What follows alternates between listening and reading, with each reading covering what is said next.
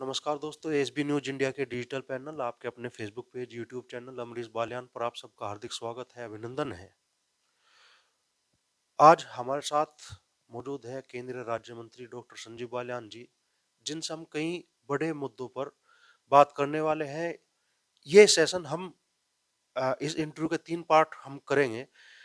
पहले पार्ट में हम खतौली विधानसभा सीट पर जो उपचुनाव हुआ, जिसमें भारतीय जनता पार्टी को हार का सामना करना पड़ा, और जैसा कि मंत्री जी कह रहे थे कि ये मुजफ्फरनगर लोकसभा सीट का सेमीफाइनल है, तो खतौली विधानसभा सीट का जो चुनाव परिणाम आया है, उसका आने वाले चुनाव पर कितना असर होगा और किन मुद्दों के आधार पर इस बार केंद्रीय मंत्री डॉक्टर संजीव बालियान जनता के बीच में जाएंगे, उन्हीं सारे मुद्दों पर हम मंत्री जी से चर्चा करेंगे।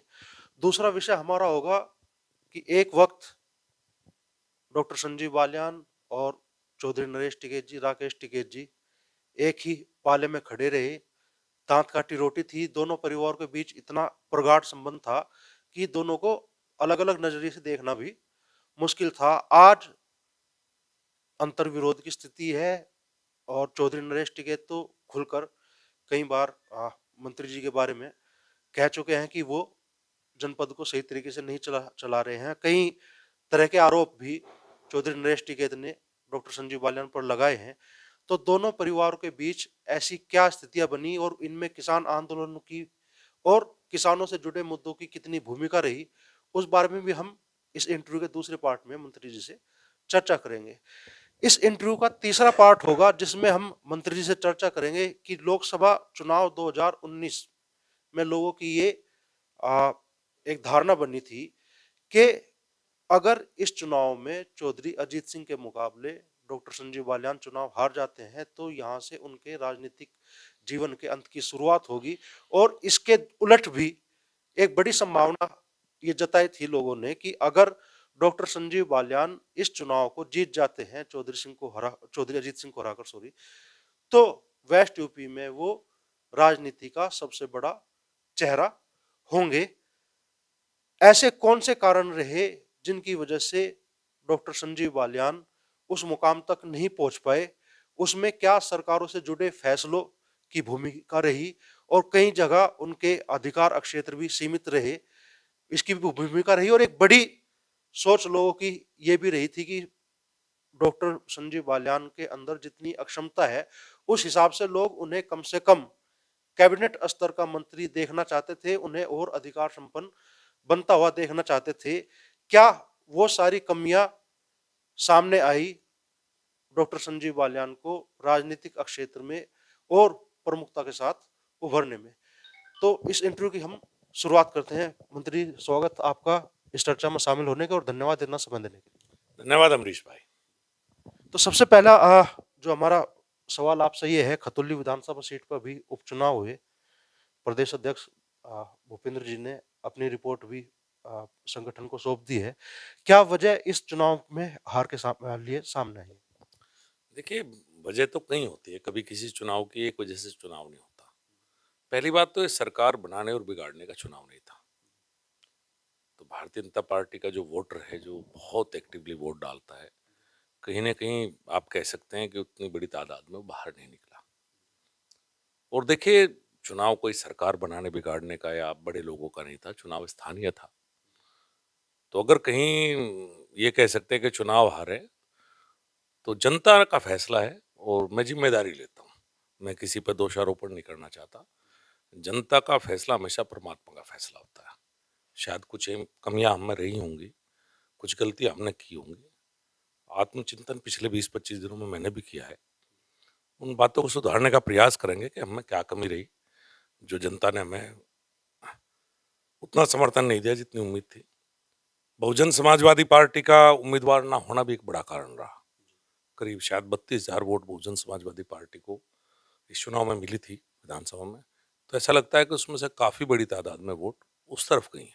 तो ये कई कारण रहे हैं इसमें। बड़ी लीडरशिप, चाहे माननीय मुख्यमंत्री जी या हमारे प्रदेश अध्यक्ष या उनका नहीं, ये हमारे स्थानीय मामला था और हम ही लोग इसके जिम्मेदार हैं।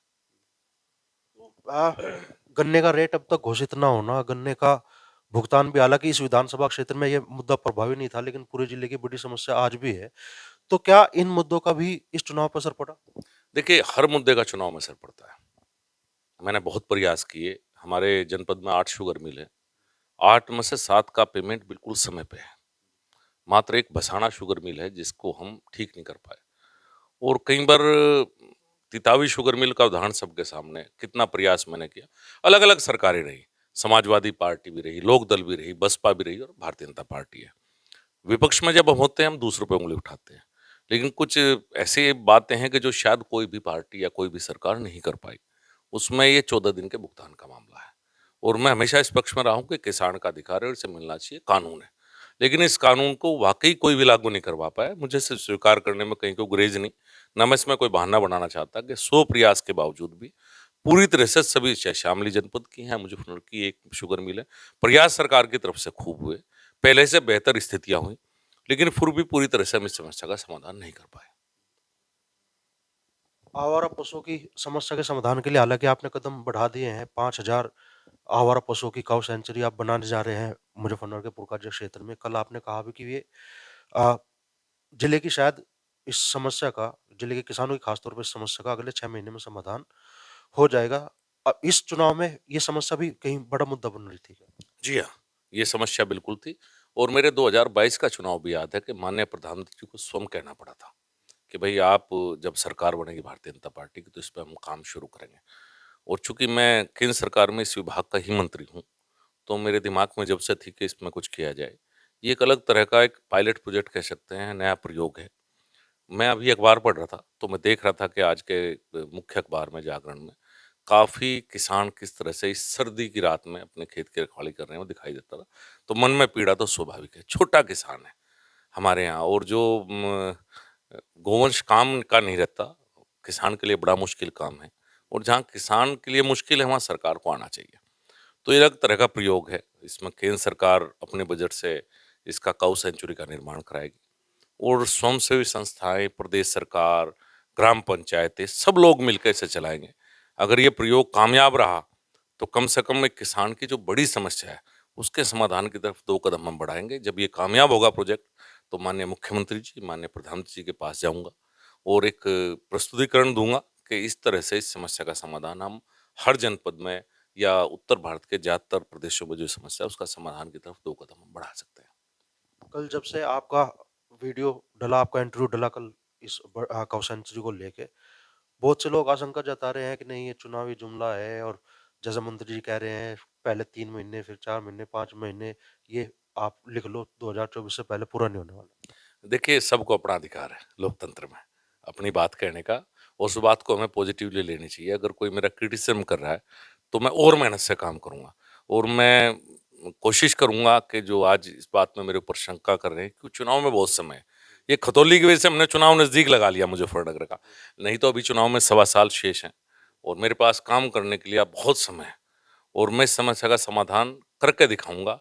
तो शायद जब मैं कर दूँगा, तो आज जो लोग क्रिटिसाइज़ कर रहे हैं, वो भी इस बात को मान लेंगे। अच्छा, खतौली विधानसभा सीट पे जो हार हुई, क्या कैंडिडेट के चयन में भी कहीं कुछ गलती रही? नहीं, यही उम्मीदवार थे जो 8 या 9 महीने पहले भारी बहुमत से जीते थे और मैंने बताया ना कि सामूहिक बहुत सी बातें होती हैं। किसी एक की तरफ उँगली उठाना ठीक नहीं। उसके लिए मैं तो हमेशा वो व्यक्ति रहा हूँ कि पहले अपनी कमी ढूँढूँ, दूसरे की कमी बाद में ढूँढूँ। मैं यहाँ का सांसद हूँ, केंद्र सरकार में मंत्री हूँ, तो मैं तो अपनी कमी पहले ढूँढूँगा, मैं दूसरों की कमियों को निकालने में मेरा कभी कोई ज़्यादा इंटरेस्ट इस बात में रहा नहीं। तो चलते चुनाव में मान लो विक्रम सैनी जी की वाइफ कैंडिडेट थी और चुनाव के बीच में अगर वो मान लो राजपूत समाज के लोगों के बीच में जाके कह रहे हैं कि भाई मत दो वोट, तुम्हारी वोटों से मैं क्या जीत रहा हूँ, इन चीजों का चुनाव पे फर्क नहीं पड़ा? देखिए, अगर हम कुछ भी सार्वजनिक जीवन में कहते हैं, फ़र्क तो निश्चित रूप से पड़ता है। लेकिन मैंने कहा ना कि मैं दूसरे की तरफ किसी की तरफ नहीं उठाना चाहता। अगर चुनाव को मैंने अपने कंधों पे लिया था, विक्रम सैनी बहुत ही ईमानदार विधायक रहे हैं। सवा 5 साल वो यहाँ से विधायक रहे हैं और हो सकता है कमी हम सब में है। मेरे अंदर भी है, आपके भी है, किसी में कुछ अच्छाइयाँ, कुछ बुराइयाँ हैं। विक्रम सैनी बेहद ईमानदार विधायक रहे हैं। आज तक इन सवा 5 साल में उनकी ईमानदारी, उनकी काम के प्रति हर कार्यकर्ता का फ़ोन उठाने पे कोई नहीं कह सकता।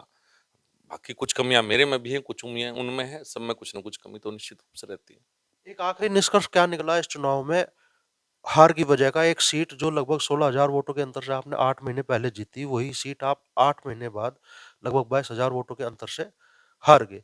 तो आप मतलब एक निष्कर्ष में अगर मैं आपसे पूछना चाहूँ कि भई एक लाइन में आप क्या कहना चाहेंगे किस वजह से भारतीय जनता पार्टी को इस चुनाव में हार का सामना करना पड़ा, जबकि मुख्यमंत्री योगी आदित्यनाथ भी खुद इस विधानसभा क्षेत्र में चुनाव प्रचार करने के लिए आए? हमारे कार्यकर्ता या हमारा जो वोटर है बेसिकली भारतीय जनता पार्टी का परंपरागत, उसकी चुनाव के प्रति थोड़ी-सी उदासीनता कि सरकार तो बन नहीं रही। बहुजन समाजवादी पार्टी का उम्मीदवार ना होना और कहीं न कहीं मेरी भी और विक्रम सैनी जो विधायक रहे, उन दोनों की नैतिक ज़िम्मेदारी। इस चुनाव को आपने जब भी आप चुनाव प्रचार में गए, आप लोगों के बीच में गए, आपने कहा कि भई ये सेमीफाइनल है मुज़फ्फरनगर लोकसभा सीट का। सेमीफाइनल में आप लोगों को हार का सामना पड़ा। अब फाइनल में आपकी राह मुज़फ्फरनगर लोकसभा सीट से आप हैट्रिक पूरी करने जा रहे हैं या कुछ समस्याएँ आपको नज़र आ रही है आज की तारीख में? कैसे इस बार चुनावी नैया आप पार करेंगे? देखिए, राजनीति नहीं होती, हर चुनाव कठिन होता है और मैं क्या कर पाऊँगा, क्या नहीं कर पाऊँगा, ये मुज़फ्फरनगर की जनता तय करेगी। पहले मैं कहूँ कि भई मैं ये कर दूँगा, तो वो कहीं न कहीं जनादेश पे उँगली उठाने के लिए होगा। मेरा काम है कि मैं बेहतर काम करता रहूँ। जिस काम के लिए जनता ने मुझे चुना, उस काम को बेहतर करूँ। मुज़फ्फरनगर की जनता ने जब 2014 में मुझे चुना था, तो और नेताओं से अलग थी। उससे पहले इस जिले की जो जनपद की राजनीति थी, वो थाने और तहसील तक सीमित थी। एक पक्ष को पकड़वाना, एक पक्ष को छुड़वाना, किसी को फ़ायदा देना और किसी को ना देना। यहाँ विकास की बात कभी किसी ने नहीं की। आप इस जनपद के रहने वाले हैं। जो भी प्रोजेक्ट हैं केंद्र सरकार से, आज़ादी के बाद 2014 तक जितने प्रोजेक्ट नहीं आए, इतने प्रोजेक्ट मैं 2014 से आज तक लेके आया हूँ। तो मेरी सोच थी विकास की। 2014 से इस जनपद में कोई जातीय और धार्मिक तनाव नहीं हुआ। कहीं भी कुछ ऐसा हुआ कि जहाँ तनाव के प्रयास किए गए कुछ लोगों के द्वारा, मैं स्वयं मौके पे पहुँच के उस समस्या को हल करने का मेरे लिए यही उपलब्धि बहुत बड़ी है कि मैंने इस मुज़फ्फरनगर में विकास की बात की शुरुआत की, कि जो नेता नहीं करते थे यहाँ, उसका प्रयास किया, नए-नए नेशनल हाईवे बनवाए, रेलवे के काम बनाए, अलग-अलग प्रोजेक्ट लेके आया। कई प्रोजेक्ट मेरे पाइपलाइन में हैं और इस जनपद का माहौल ठीक है। जब सीएए का यहाँ दंगा हुआ और मुज़फ्फरनगर एक एक तरह से अराजकता की भेंट में था, तो मैं और नेताओं की तरह अपने घर में नहीं घुसा। मैं शहर की सड़कों पर निकला, पुलिस का मनोबल बढ़ाया, लोगों का मनोबल बढ़ाया। जो लोग इस शहर को जलाना चाहते थे, उन्हें रोकने का प्रयास किया और उसमें मैं कामयाब भी रहा। तो मैं इसी सोच के साथ आगे काम करूँगा, मुज़फ्फरनगर में अच्छा विकास हो, मुज़फ्फरनगर को एक बेहतर मुज़फ्फरनगर, नई जनरेशन को हम दे पाएँ। यहाँ किसान भी खुशहाल रहे, यहाँ इंडस्ट्री भी अच्छी चले, ओवरऑल डेवलपमेंट पे मुज़फ्फरनगर का मेरा फ़ोकस पूरे यहाँ के माहौल पे, लॉ एंड ऑर्डर पे, इन चीज़ों पे मेरा फ़ोकस पहले रहा है और आगे भी रहेगा। और जनता अगर इस बात को पसंद करेगी, तो जनता मुझे चुनेगी। अगर इस मेरे किसी काम को जनता नहीं पसंद करेगी, नहीं चुनेगी। फैसला जनता की कोर्ट में है। मेरा अपना तरीका है, सबके अपने-अपने तरीका है, किसी की जातिवादी राजनीति का तरीका है, कोई धर्म के आधार पर राजनीति करता है। मैं विकास की राजनीति और मुज़फ्फरनगर के जितनी भी मुज़फ्फरनगर की जनता है, उन्हें एक परिवार मानते हुए काम करना चाहता हूँ। मुज़फ्फरनगर लोकसभा सीट का आपका 2014 का चुनाव ऐसा था कि उसमें आप शायद 1% भी प्रयास न करते तो आप निश्चित तौर पे विजय हासिल करते। लेकिन 2019 के चुनाव में हर आदमी ये मान के चल रहा था कि इस बार संजीव बालियान की राह उतनी आसान नहीं है, जितनी कि 2014 में थी। अब हम 2024 के चुनाव से पहले बैठे हैं, तो मुज़फ्फरनगर लोकसभा सीट के 5 विधानसभा क्षेत्रों में से 4 पे आज गठबंधन का कब्ज़ा है। सिर्फ़ एक मुज़फ्फरनगर शहर पे भारतीय जनता पार्टी का विजय है। तो इस बार ये राह कितनी मुश्किल है और कितना इस चुनाव को आप आसान या मुश्किल अपने लिए मानते हैं? देखिए, पिछले चुनाव में मेरे 5 के 5 विधायक थे, जो साहब मेरे सामने थे, बहुत बड़ा चेहरा थे, मेरे से तो बहुत बड़े नेता थे और बहुत निकट का मुकाबला हुआ। और इस बार 4 विधायक गठबंधन के हैं, फिर चुनाव सामने है। चुनाव में हमेशा कहता हूँ कि हर चुनाव मुश्किल है, लेकिन आखिर में जिस तरह से 2019 में मुज़फ्फरनगर के लोगों ने समझा कि नहीं, संजीव बालियान ही हमारे लिए ठीक है। क्योंकि जिस तरह की राजनीति में मकी हो सकता है कुछ समय के लिए तो कुछ लोगों को वो बात ना लगे, व्यक्तिगत लेवल पे या कुछ होते हैं। चूँकि मैं सबके लिए 24 घंटे अवेलेबल हूँ, तो बहुत सी बातें ऐसी होती है, हर गाँव का झगड़ा भी मेरे पास आता है, जो कि नहीं आना चाहिए एक सांसद के पास। किसी गाँव में कुछ भी हो जाओ कि संजीव बालियान का फ़ोन आया होगा, शायद इसलिए वो होगा। ये कुछ बागपत के लोग होंगे, शामली के लोग होंगे, बिजनौर के लोग होंगे कि हमें हमारा विधायक नहीं मिला, आप मिल गए। तो ज़्यादा अवेलेबिलिटी भी कई बार थोड़ी-सी समस्या पैदा करती है। हर विवाद में आपका नाम आना भी कोई अच्छी बात नहीं है। लेकिन मेरी मजबूरी यह है कि मैंने इसी तरह की राजनीति है, जनता के बीच में रहने की, सब लोगों से मिलने की। मैंने कभी मुज़फ्फरनगर में अपने आप को मंत्री नहीं माना और ना किसी मुज़फ्फरनगर वाले ने मुझे मंत्री माना। मैं ऐसे ही भाई बन के, चूँकि मैं एक बिल्कुल आम किसान परिवार से उठ के आया हूँ, बिना किसी राजनीतिक पृष्ठभूमि के। तो जिस तरीके से यहाँ तक पहुँचा हूँ, उसी तरीके से रहता हूँ। तो बताया जैसे लोगों का होगा राय, उसी में मेरी राय है। कोई मैं राजनीतिक घराने से तो हूँ नहीं दोस्त कि मैं इस बात को क्लेम करूँ। अगर मेरा काम जनता को पसंद आएगा, मुझे आज भी उम्मीद है कि जब चुनाव का समय आएगा, चुनाव का बिगुल बुझेगा, तो माननीय प्रधानमंत्री जी, चूँकि देश आज भी उन्हें प्रधानमंत्री बनाना चाहता है, माननीय मुख्यमंत्री जिन्होंने इस प्रदेश में एक अलग तरीके से चलाने का प्रयास किया और ये एक क्राइम कैपिटल के नाम से जाना जाता था क्षेत्र, इसमें बदलाव का काम किया और जो मैंने विकास के काम किए और अच्छे के माहौल को प्रयास किया, तो मुझे लगता है कि मुज़फ्फरनगर की जनता एक बार फिर, अगर पार्टी ने मुझे मौका दिया, तो आशीर्वाद देगी। जैसा अभी आपने कहा कि भाई ज़्यादा एक्टिव होने के नुकसान भी होते हैं। तो अभी गठबंधन की जीत के बाद मदन भैया को पुलिस ने रोका भंगेला बॉर्डर पे, मुजफ्फरनगर आने पे उनकी अड़चन आई। उसके बाद में जयंत चौधरी की रैली थी खतौली में, उसमें भी प्रशासन की तरफ से आनाकानी की गई अनुमति देने में, और नाम चला डॉक्टर संजीव बालियान का। इस बारे में क्या कहें? गठबंधन के नेता तो खुल के कह रहे हैं, संजीव बालियान हमें यहाँ आने से रोक रहे हैं, विधायक जी को यहाँ आने से रोक रहे हैं, हमारी रैली करने से रोक रहे हैं। सारी उस पूरी जो भी घटनाक्रम था उसके पीछे सारे आरोप संजीव बालियान पर मंडे गए। गठबंधन के ज़्यादातर नेताओं से व्यक्तिगत तौर पर मेरी बातचीत होती है। जिस दिन चुनाव का रिजल्ट आया, अगले दिन सुबह मैं विक्रम सैनी से मिलने को आवास पर गया था और उसके बाद चूंकि मैं चुनाव की हार थी, निश्चित रूप से दुख पहुंचता है और व्यक्ति सोचता भी है, 2 दिन वो सोचे समझे विचार करे। उस दिन अगले दिन सुबह मैं जिम कॉर्बेट में एक सरकारी काम भी था और मैं वहां चला गया। वहां मेरा फोन नहीं चल रहा था 3 दिन। ये सबको पता है, क्योंकि शायद मैं दिन में कई हजार फोन अटेंड करता हूँ। मुझे ना उनके आने का पता था, ना रोकने का, और मैं इसलिए दावे के साथ कहता हूँ, यही कप्तान बैठा है, यही गठबंधन के विधायक भी हैं जो रोज कप्तान साहब के साथ चाय भी पीते हैं। मुझे इतना भी पता है, मैं तो चाय नहीं पीता कप्तान के पास, लेकिन वो रोज जाके कप्तान के और डीएम के पास चाय पीते हैं। तो मुझे इस बारे में कोई ज्ञान नहीं था, कोई भी पूछ सकता है, दावे के साथ आपके उस पर कह रहा हूँ। और कप्तान और वो आपस में बात कर लें। और जहां तक बात है चौधरी जयंत सिंह की रैली के संबंध में, मुझे इस बारे में नहीं पता लगा बिल्कुल भी। मुझे जब पता लगा, किसी व्यक्ति ने मुझे फ़ोन किया, तो मेरी प्रशासन को यही सलाह थी कि राजनीतिक कार्यक्रम हमें किसी का रोकना नहीं चाहिए। लोकतंत्र में सबको अपनी बात कहने का अधिकार है। तो ना तो उनका आने से रोकने में मेरा योगदान था और ना रैली के स्थल के बारे में जो दिक्कतें थी, उसमें बल्कि मैं पॉजिटिव था, आप ये कह सकते हैं। वो ही नहीं, चाहे समाजवादी पार्टी हो या बसपा हो या लोक दल का हो, किसी भी नेता को जनपद में आने का और अपनी पसंद की जगह अपनी बात कहने का पूरा अधिकार है, मेरा ये मानना है। तो आप स्पष्ट कह रहे हैं कि भाई इस पूरे प्रकरण में मदन भैया को मुजफ्फरनगर आने से रोकने में या जयंत चौधरी की जो रैली थी, उसमें जो प्रशासन ने आनाकानी की अनुमति देने में, उसमें आपकी कोई भूमिका किसी प्रकार की नहीं। मेरी भूमिका हो तो विपक्ष के नेता, मैंने बताया ना, डीएम और एसएसपी के पास मेरे से ज्यादा चाय पीते हैं।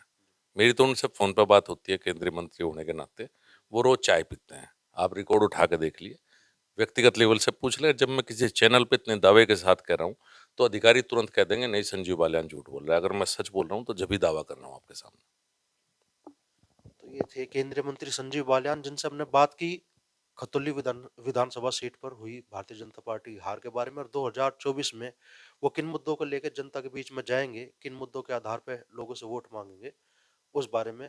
इस इंटरव्यू के दो और पार्ट अभी है, जिसमें टिकैत परिवार के साथ डॉक्टर संजीव बालियान के जो बनते बिगड़ते रिश्ते रहे हैं उन पर बात होगी, और साथ में क्यों एक बड़े नेता के तौर पे, जबकि संभावना थी चौधरी अजीत सिंह इनके सामने जब चुनाव में पराजित हुए, उसके बाद की एक बड़े नेता के तौर पे संजीव बालियान वेस्ट यूपी की राजनीति में स्थापित होंगे, तो कौन कौन सी ऐसी बाधाएं रही जिनकी वजह से वो वेस्ट यूपी की राजनीति का उतना बड़ा चेहरा नहीं बन पाए जितनी कि उनमें अक्षमता थी।